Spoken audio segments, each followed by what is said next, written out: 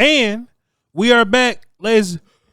Hey, bro, what you doing today, bro? Sucks, man. We're talking about George Pickens today. We're talking about George Pickens. Hey, man, we've done our shows earlier. I've done a show by myself. I've done a panel of about 5 or 6 people. Bleacher Report was like 20 minutes. I couldn't really get in the Bleacher Report like I wanted to. Bryan got a radio show. He only had a segment. Look, Bryan, I turned y'all show on and y'all talking about basketball while it's going on. We had hockey, basketball. We were talking a lot of George Pickens today. If you listened at 340 today at Krusty's Corner, we talked about George. I'm like, all right, dog. Bryan only had 10 minutes to talk about George Pickens. Bryan, one thing I wanted to make incredibly clear to people. Yeah. About George Pickens. Yeah. Character issues aside, right? I was listening to The Fan. How about this, Bryan? Voch says this. I know you was watching. Sean and RJ and Bobby and them. Mm-hmm. And they had a Pittsburgh Steelers character from Odyssey up there. I don't know if you're friends with him, but he was up there. And Bobby asked him, he says, is George Pickens a wide receiver 1 or is he a 2? And the disgruntled Steelers writer radio guy said, "Oh, Pickens is a 2. I don't see him as a 1." Okay, Bryan, I had an issue with that. I did too. For example, right? Let's just say Michael Gallup was our only receiver. Yeah. And the corners that we had to go up against was AJ Terrell, Patrick Surtain, DJ Reed, Sauce Gardner, the Ravens kids, the Colts kids, right? Yeah. Michael Gallup by himself, with Russell Wilson throwing the football, with Justin Fields throwing the football, wouldn't be able to whoop those guys, Bryan. No. I listened to the Pittsburgh character. I felt like he was just being a little disgruntled because he tried to ask George a question and George maybe had an attitude with him. I get that. Yeah. I think this dude is a bona fide wide receiver 1, Bryan Broaddus. I think if for whatever reason CeeDee Lamb couldn't play a game for you, I think George Pickens could still get you points. I think that offense is still rolling. Bryan Broaddus. Yeah. I don't look at Pickens as what Cooper would be. Amari Cooper would be a wide receiver 2 here. Keenan Allen would be a wide receiver 2 here. I just want our audience to understand the gravity and the type of dude that we got today. Bryan, we got a dude today. We got a dude. And I think Cowboy fans should recognize that. I just didn't want the Pittsburgh writer to get too carried away and put narratives out here. I think this dude is a legit wide receiver 1, Bryan. I'm like you, man. This is it's been a long day. And it's funny how we start off and we're like, all these platforms and stuff we're on. I was up, last night started getting, we had the show with David Hellman, and thanks for everybody that tuned in for that. It was a lot of fun.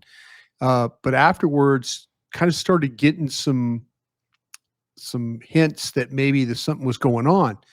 And I know on Monday, I asked somebody in the organization, I said, "Hey, are we done with wide receivers?" And this is really a good source of mine that usually gets back to me pretty quick and says, "No, we're still working on things," that kind of thing. But when I didn't hear for 2 days, I'm thinking they're working on something here. Yeah. Now, I didn't know how major it was. We kind of, until last night, started kind of getting a vibe real late that the George Pickens thing was in play. And then I was up, like you always like to talk about, I was up at 5 in the morning. I'm sure you're up getting your workout and stuff like that, or getting ready to go work out. And I talked to Bobby Belt at 5 in the morning. I'm like, "Bobby, let's talk." And we got on the phone and Bobby was telling me what he heard. I was telling him what I heard. And so all of a sudden it's kind of like, I'm like, "Bobby, you going to tweet this?" And he did. He goes, "Yeah, I feel comfortable. We got this guy." So now it turns into, okay, give everybody a little time here and then start making calls to find out about the player.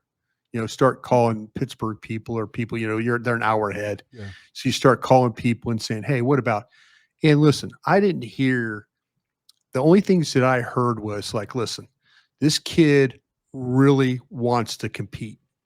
He really, he takes everything very, seriously, competitive." And, everybody's saying, "Well, what about immaturity and all that?" And it's like, listen, this guy is, This guy he just wants to win and he wants to play hard. And I was saying, like, no problems. And like, no, man, people in the locker room, he's not a problem guy.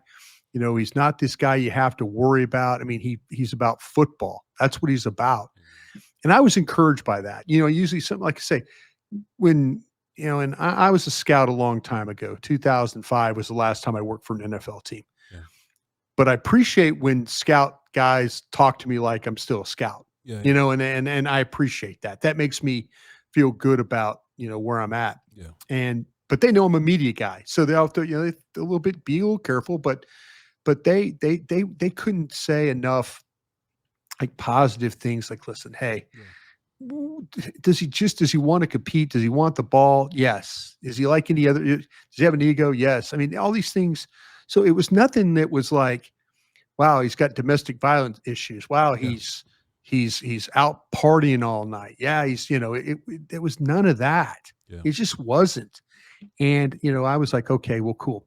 Then you and I started watching tape early this morning, once I made a couple of those calls, and then you start watching the ability. And to your point, yeah, this is how I would describe this player. Okay. Bosh, you and I had many a show talking about Teteroa McMillan. Yes, sir. Had many a show talking about him. Yep. What does he bring? What does he do? How does he play? How does he get open? All this stuff. They just traded for a better Teteroa McMillan. Yep. Is what they did. Yep. Instead of taking, now people say, well, wait a minute, Brian, you could have drafted him well, no, you really couldn't. I mean, you could have traded up, but they weren't going to trade up. If McMillan fell to them at 12, they were willing to draft McMillan. But in my opinion, they got a guy like McMillan is very similar, except McMillan doesn't have the down the field speed that Pickens has. But where they're very similar is their ability to go get the football, their ability to catch the ball, go high point football, catch the ball behind them, catch the ball on their shoe tops, catch the ball with one hand, go run a fade into the corner of the end zone, take the ball off the top of the defender's helmet, pull it back so he can't knock it out of his hand. Yep. You just went and got a 24-year-old version of the guy that you were maybe looking to draft. Sure. Now, okay, it cost you 3 and it cost you 5. And I'm listening to people like say, well, surely this is just not a rental. I don't know right now. Yeah. We need to see what happens with some of these other contracts. I want to believe that if he plays outstanding for you, that there is a way to get that done.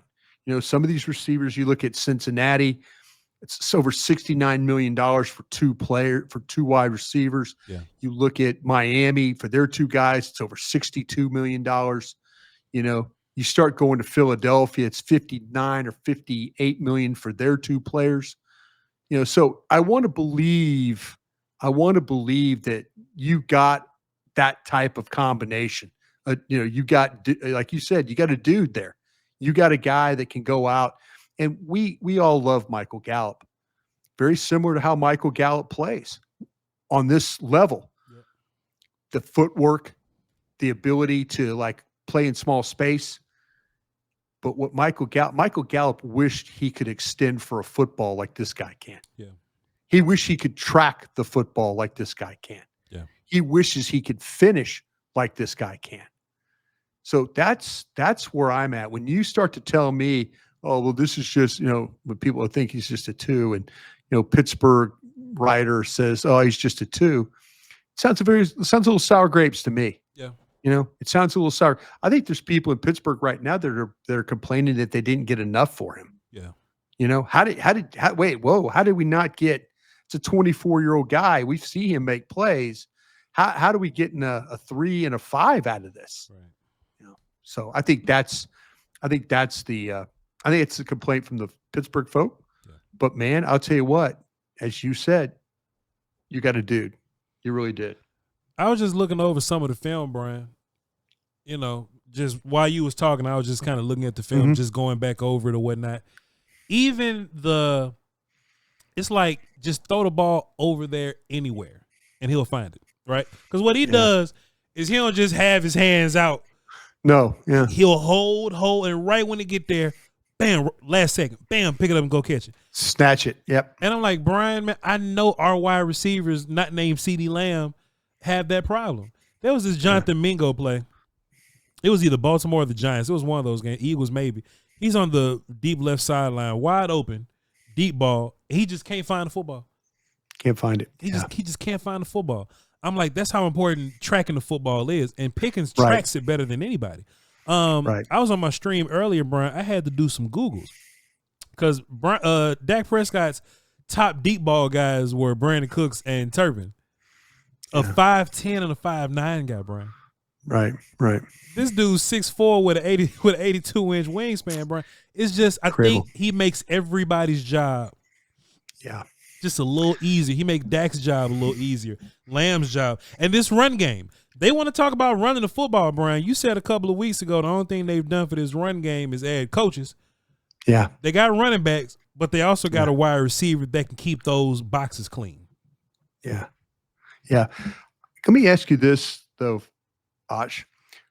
When you evaluated the routes. Yes, sir. I kind of felt like he's not going to make you forget of Amari Cooper. No. He was please. Okay, no, real quick then. Okay, so you and I agree on that. Yep. What about the discussion that Dak Prescott doesn't work well with poor route runners or less than accomplished? I shouldn't say poor, but less than accomplished route runners, like the Dez Bryant type of player. I think Dak was able to boost whatever wide receiver he was throwing to. You know, CeeDee Lamb improved at it, but he wasn't Amari Cooper as a route runner. I mean, Lamb got better. Turpin's not a route runner at all. He's just quick and fast. Brandon Cooks is really good. Amari Cooper was really good, but Tolbert, Mingo, these guys aren't route runners necessarily. Jonathan Mingo is a very Dez Bryant-like route runner. He may at the most throw a head fake out there. He's smooth though. He does have smooth, like he breaks out of those cuts real smooth, but he ain't setting nothing up. But Brian, because I think he's so reliant on muscling people. Yeah, you can be attached to his hip. He's gonna catch it anyway because he tracks and he catches so well. So I don't believe in the idea that Dak's not good with non-route run. Because I tell you what, the last guy that was like this was Michael Gallup. Gallup wasn't a great route runner, but Dak would just throw it up there, and Gallup would go get it. You have a better version of that now. You have a better version of Gallup will just go and get it. You got Pickens to go up and get it now. And mind you, Brian, Dak at least puts the ball in a good place. Yeah. Mason Rudolph, Trubisky, old-ass Russell Wilson, Justin Fields, they put the ball anywhere. Kenny Pickett, they put the ball anywhere. Yeah. You said it yourself, Brian. Sometimes it's too far ahead, but he'll dive and snatch it up off the ground. You see over the deep right side, he'll snatch the ball up off the ground if it's too far ahead. If he's running towards the end zone and you should be throwing the ball at the pylon, but you just put it on him, it's okay. He'll adjust and come back around and take it off somebody's head. He'll do it. No matter where it's at, he'll catch it. So I said this on Bleacher Report, Brian. My YouTube audience hasn't seen this and they won't see this because Bleacher Report really wanted this stream to themselves. They want me to steal it. No matter what you think about Dak Prescott, it works with George Pickens. If you think Dak Prescott's really good, then fine. We have a fantastic 1-2-3 punch with Dak, CeeDee, and George Pickens. But even if you think Dak is bad, perfect. Because George Pickens catch all those passes too. Yeah. I kind of found that George Pickens, he wasn't going to drop the ball. Where George Pickens had incompletions were whether it was too far, too high, too wide, whatever, but not anywhere within the ball. He was going to find a way to come down the ball. Yeah. But when maybe he got into route and he got bumped and he stumbled and his balance wasn't good. Yeah. And then the ball went by. that really was kind of the only time watching him where I felt like, well, damn, he's not going to drop a ball. Sure. If it's within where he within reason, can reach, within reason, yeah, he can make some of the most incredible. And I forgot from him being at Georgia how well he does track the football. Yeah. I mean, you were talking about Mingo and, balls in the air and he's, well, what happened? Did he lose it? Where did he, this guy, he could run, beat somebody and then know exactly where. And if the ball is off, he will completely turn and lay out backwards. Yeah. And catch a ball one-handed. Like it's amazing to me. Michael Gallup wishes that Michael Gallup's got body control. The problem is Michael Gallup is a body catcher. Yeah. This guy is an extended, go get it. I'm taking it off the top of your head guy. Okay, yeah, here's one. I had to turn it backwards because the NFL was banging us today, so I had to flip it. So it was on the other side of the field. But look at this. Yeah. Yeah. Yeah. That's what seriously, this guy, it's like he turns to his left looking for the ball. It's thrown back the other way. I mean, on the reverse side of it, the way it was reversed. Yeah. But he's looking opposite, then he has to look back. And then what does he do?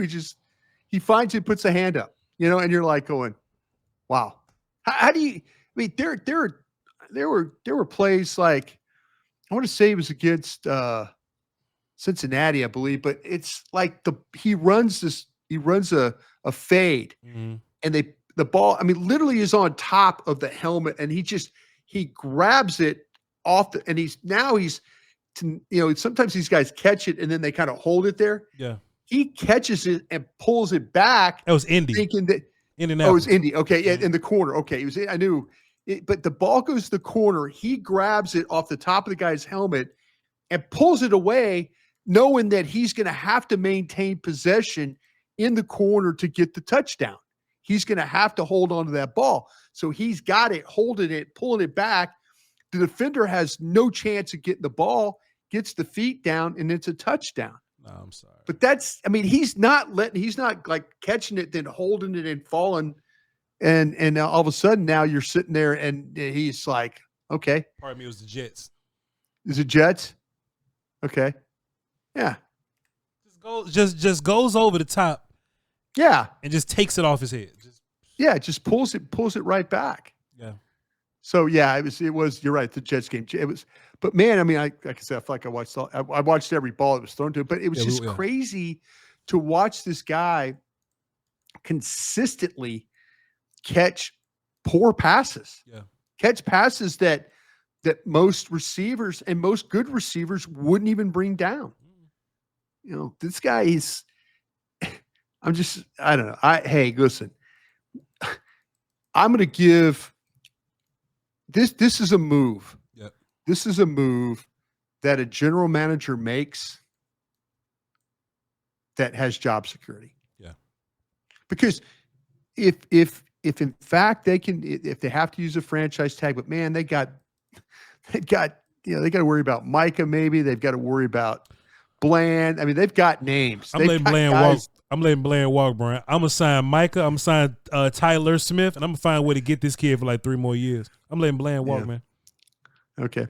Well, that's okay. However the plan goes, I like the fact that you were ready. You were ready to I got my answer. This kid's tough. Yeah, man. yeah. Ravel, get ready to start at corner opposite. Is that what you're going to say? Draft another one. Yeah. We right back at it. Maybe Diggs. Maybe we could move on from Diggs. I'm trading Diggs. I'm not signing Bland. I'm drafting 2 more corners. We're going right back at it. But yeah, this is a guy that that you just look at and you're hopeful. But like I say, this is a general manager move that if you have job security and you're willing to say, I'm going to give up a 3 and a 5 with the thought that I'm going to try and sign this guy. You heard Nick Harris today on the show on the break. By the way, great job on the break today. Appreciate you, sir. He said a point. I would sign this guy right now. I would try and get a deal done right now, is what Nick was saying. Yep. And I was sitting there thinking, man, that's if you could surely work that, sure, let's go. Brian, I think this is as cheap as you're gonna get him. I think he's gonna have. There's no question. I think this is the best quarterback he's had, the best offense he's had. He's got help now. This offensive line is put together. That defense gonna play. I mean, you know, Pittsburgh plays some defense, but we got everything. Brian, I say get him now before that damn price go up, Brian. And honestly, just looking at his market, what, 25 a year or something like that? I think that's what medium. The kind of the over the cap, Spotrac, all those folks kind of give him a valuation of a $25 million player. Okay. But man, it was I was trying to on the radio today talk about a player that you have that has a good season and you kind of like, but you let him go. I was thinking of Jalen Brunson, who the Mavericks let go. Yeah. To go to the Knicks. Like Byron Jones. Byron Jones was Byron Jones. Yeah, Byron Jones. There you go. I used the basketball. I used the because I was thinking of like a guy that you kind of had and like, damn, that guy's a pretty good player. And then all of a sudden he's like, wait a minute, he's going to the Knicks? What just happened here? Yeah. But hopefully they find the money. Hopefully they find, and it's David Mulugeta. So maybe it's a There's a wrap. Get maybe it's a get Micah done and George Pickens done. We ain't getting George. Say goodbye to that 3. That was fun. I was talking to our good friend John Owning, Brian. John Owning, good dude. Yeah. Love John Owning. Yeah. You know, all day we've been talking about how Pickens helps Lamb and Ferguson and Blue and all those guys. Yeah. Scoring points early is really going to help this pass rush, huh, Brian? Yeah, for sure. If you're a team, you're not a great run, if we're not a great run defense, because we don't know if we are yet. We just don't have a clue if we're a good run defense yet. Scoring points is going to make the other team have to throw the ball to keep up with you. Yeah.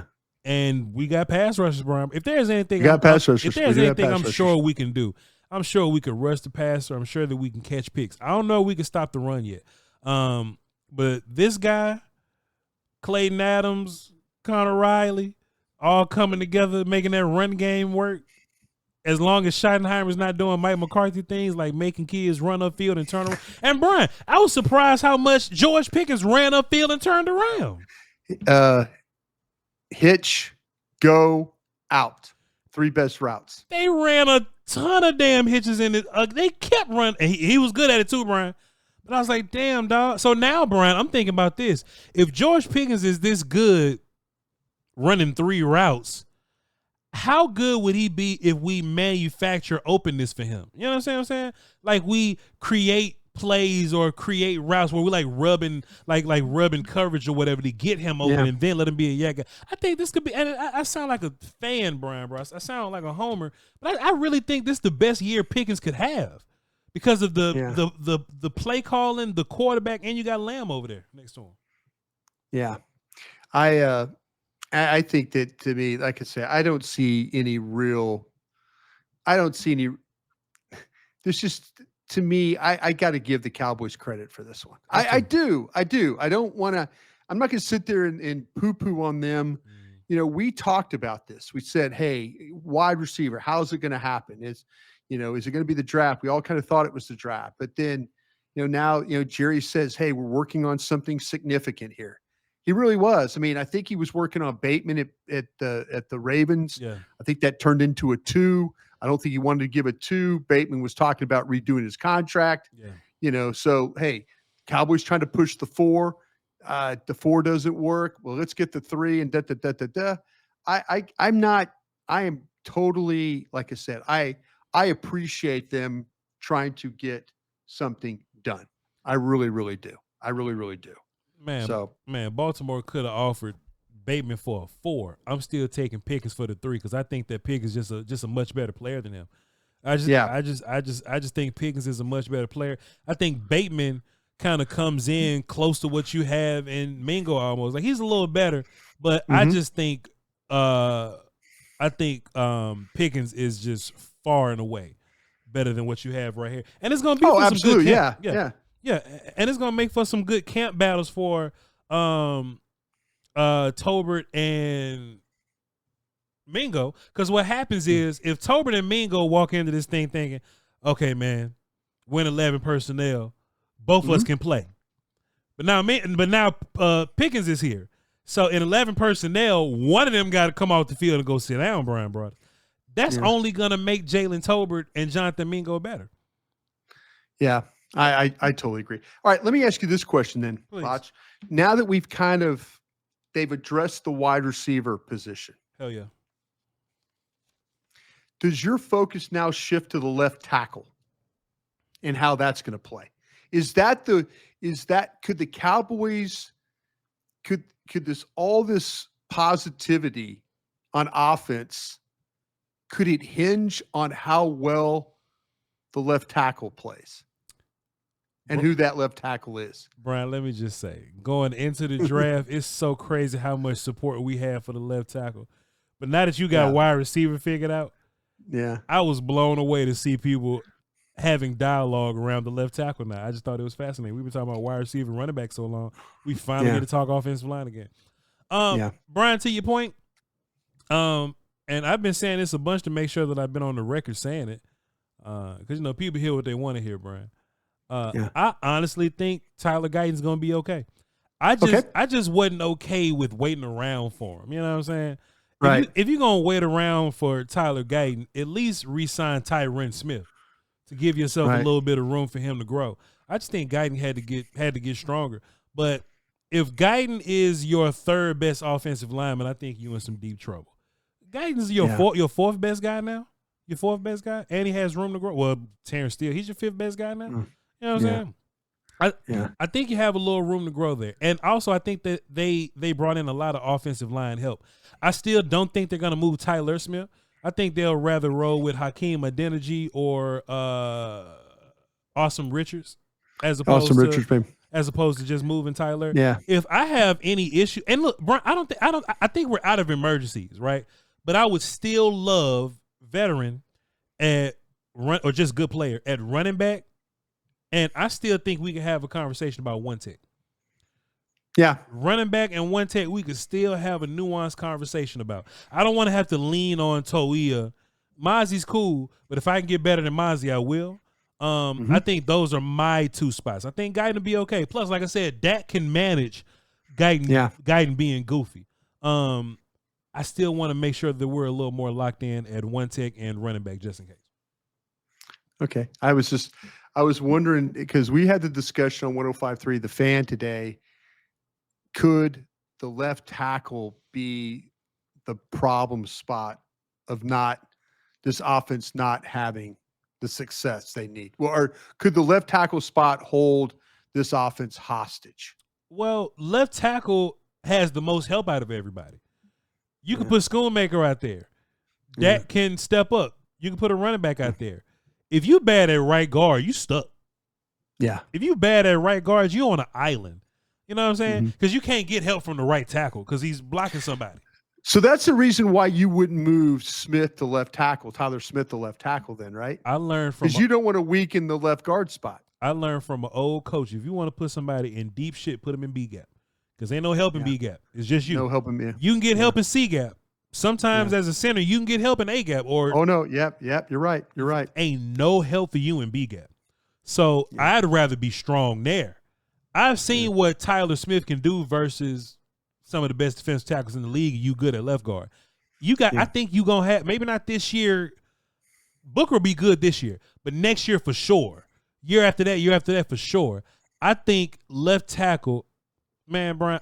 I've seen some nonsense. I've seen Dak Prescott play with some nonsense out there at left tackle, man. Oh no, you like to identify all the nonsense. Cam Irvin, Cam Fleming. Yeah, I've heard them all. Yeah. Also, too, Bryan, I think most teams, I think they lose. Like, for example, when I always go back to the green Super Bowl team, I don't like them.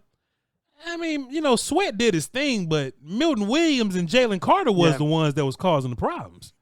Yeah. Or if you look at the Chiefs side, the Chiefs are always trying to find edge help, but Chris Jones the one tearing stuff up in the middle. Yeah. So if I had to pick, I'd rather be secure at B gap, and also on the other side, I want to be good at B gap. And Osa's there, Micah could be there. So I think Guyton will be fine.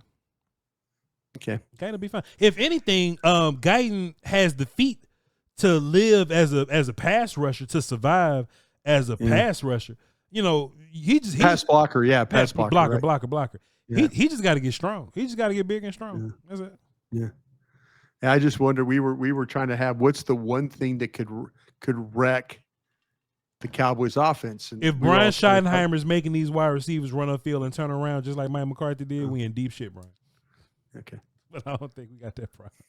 Brian, I knew that coming on this show with you was gonna bring some different dialogue out of me. And boy, I was right, man. You know what I'm saying? My our audience should be impressed with us that we've been talking about the same shit all day. But when we come together on our own terms or whatever, we bring we bring a different show. Also, too, Brian, the David Hellman show did really well, but the Pickens news stepped on it a little bit. You know what I'm saying? So people had to wait around to watch it. They've been watching it later on now that all the news is out the way. But when you get Pickens news in the morning, you don't watch Bryan Broaddus, Voch, Lombardi, and Dave Hellman. But that episode has caught up. So appreciate Dave and appreciate you, Bryan Broaddus. Thank you so much, man. And I promise you, we always talk about announcements coming and stuff like that. We got some really good news. So when I've got to do one more thing, and when I get that one more thing done, we always talk about it. I might have to borrow Voch's nice little pen that he has. It's okay. And put some names to paper. But we're going to have an announcement here coming up very, very soon. And I think everybody, I know we kind of tease it. Voch likes to tease it. But it should be something I think everybody out there is really, really going to appreciate. So look forward to that coming down the pike. And when you hear about it, it'll be right here on the We're Doing All Right podcast. People thought that the announcement was me being on the break as a regular. Nah, we got bigger news than that. We got bigger news than that. Yeah. One guy nailed it perfectly, Brian. Like he nailed it perfect. Like, hey, Brian is cool with this person, and this person is this. That's probably why they say crown a little bit. But I think this, and this. And Brian talked about his friends, so that's probably gonna happen. I was like, damn, you nailed it. You must be him. you must be. Nah, we got a lot. We do. A very exciting coming up. Yeah, and so happy that we do. You guys have all embraced. First off, you've always embraced Voch, but you've allowed me to come into your space as well, and I really, really appreciate that. So, trying to kind of do some things together, and we'll see how it all plays out here very, very soon. The GOAT, Bryan Broaddus, ladies and gentlemen. Y'all follow me at VOCHLONBARDI. Y'all follow him at the GOAT, BRYN. Broaddus. He's still not talking to y'all yet, but you never know. Something may change, and sooner or later, just stay around and be on your best behavior. You never know. You never know. We will catch y'all next time. I'm about to take these contacts out, go eat some chicken, and take a nap. You heard? Till next time, y'all. Crown.